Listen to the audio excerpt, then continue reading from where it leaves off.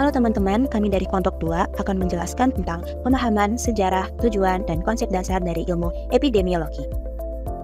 Dan ini anggota kelompok kami. Dan kita langsung saja mulai videonya ya. Untuk yang pertama, di sini kita akan membahas tentang pengertian ilmu epidemiologi. Yang kedua, kita akan membahas tentang sejarah perkembangan epidemiologi. Dan untuk yang ketiga, kita akan membahas tentang tujuan epidemiologi. Dan untuk yang terakhir, kita akan membahas tentang konsep epidemiologi, yakni orang, tempat, dan juga waktu. Yang pertama, pengertian ilmu epidemiologi. Epidemiologi berasal dari kata epi yang berarti atas, demos yang berarti penduduk, dan logos yang berarti ilmu. Secara harfiah berarti ilmu yang mempelajari tentang sebaran penyakit dalam populasi. Ilmu epidemiologi, yakni ilmu yang mempelajari pola distribusi dan determinan masalah kesehatan dalam populasi tertentu, dan digunakan untuk mengendalikan masalah kesehatan melalui pendekatan ilmiah dan juga statistik.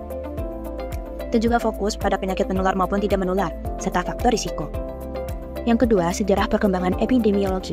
Pada zaman Yunani kuno, kurang lebih 400 sebelum Masehi, Hippocrates mengemukakan ide bahwa penyakit tidak muncul secara acak, tetapi dipengaruhi oleh lingkungan, gaya hidup, dan faktor khas atau manusia. Dan disinilah awal mula pemikiran ilmiah dalam memahami pola penyakit. Pada tahun 1854, Marshall John Snow dikenal sebagai bapak epidemiologi modern.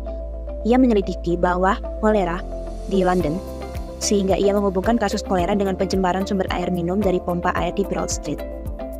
Dan di situ ia menunjukkan pentingnya pengumpulan data, pemetaan kasus, dan analisis penyebab untuk mengendalikan penyakit. Pada abad ke-20, di era ilmu statistik dan studi epidemiologi semakin maju dengan pendekatan statistik untuk analisis data, surveillance, kesehatan untuk memantau tren penyakit, dan studi cohort, dan kasus kontrol untuk meneliti hubungan sebab akibat.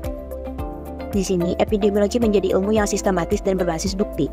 Di era teknologi informasi atau saat ini, pemanfaatan komputer, internet, dan big data, analisis data epidemiologis menjadi lebih cepat, akurat, dan real-time. Contohnya, sistem pelaporan penyakit online, pemodelan penyebaran penyakit, hingga penggunaan AI untuk prediksi wabah. Yang ketiga, tujuan epidemiologi. Tujuan adanya epidemiologi yakni untuk mengetahui penyebab penyakit dan faktor risikonya, mengidentifikasi kelompok beresiko tinggi dalam populasi, mengembangkan strategi pencegahan dan pengendalian penyakit, membantu perencanaan dan evaluasi program kesehatan masyarakat, serta mendukung kebijakan kesehatan berbasis bukti.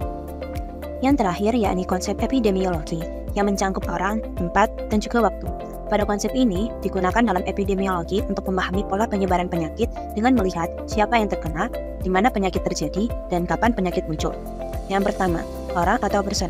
Berfokus pada karakteristik individu yang mempengaruhi risiko terkena penyakit, seperti usia, jenis kelamin, pekerjaan, status sosial ekonomi, perilaku dan gaya hidup, dan juga faktor genetik.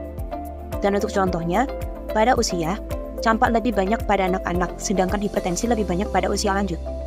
Contoh pada jenis kelamin, yakni kanker prostat hanya pada laki-laki, kanker serviks hanya pada perempuan. Dan untuk contoh pekerjaan, pada pekerjaan tertentu memiliki risiko khusus seperti penambangan yang rentan terhadap penyakit paru. Dan untuk contoh pada status sosial ekonomi, kondisi ekonomi rendah dapat meningkatkan risiko penyakit akibat akses layanan kesehatan yang terbatas. Dan untuk contoh perilaku dan gaya hidup, misalnya kebiasaan merokok meningkatkan risiko penyakit paru. Dan untuk contoh faktor genetik, riwayat keluarga dapat mempengaruhi kerentanan terhadap penyakit tertentu.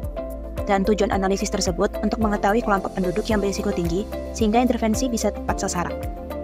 Yang kedua, tempat atau place, mengkaji lokasi geografis atau lingkungan di mana penyakit terjadi, yang meliputi, pertama, wilayah geografis, contohnya kota atau desa, daerah endemis, dan daerah rawan bencana. Yang kedua, lingkungan kerja, misalnya risiko kebisingan di pabrik atau paparan bahan kimia di laboratorium. Yang ketiga, fasilitas kesehatan, seperti penularan yang terjadi di rumah sakit, atau nosokomial. Yang keempat, pola penyebaran, contohnya seperti bisa lokal atau lingkungan sekitar, regional atau provinsi, atau global pandemi. Tujuan menganalisis tersebut untuk mengidentifikasi area dengan tingkat kejadian tinggi untuk prioritas pencegahan dan pengendalian. Yang ketiga atau yang terakhir yakni waktu atau time, untuk melihat pola penyakit berdasarkan periode waktu seperti harian, musiman, dan juga tahunan. Contohnya sendiri seperti harian, berguna untuk memantau kejadian mendadak seperti keracunan makanan, dan contoh untuk musiman seperti beberapa penyakit yang meningkat pada musim tertentu, misalnya DBD pada saat musim hujan. Dan untuk contoh yang tahunan, yakni tren jangka panjang seperti penurunan kasus polio setelah program imunisasi. Manfaatnya untuk mendeteksi peningkatan kasus lebih awal atau deteksi dini wabah. dan untuk merencanakan intervensi sesuai pola waktu. Nah, itu tadi pengertian singkat tentang pemahaman, sejarah, tujuan, dan juga konsep dari ilmu epidemiologi. Semoga bermanfaat, dan terima kasih telah menonton.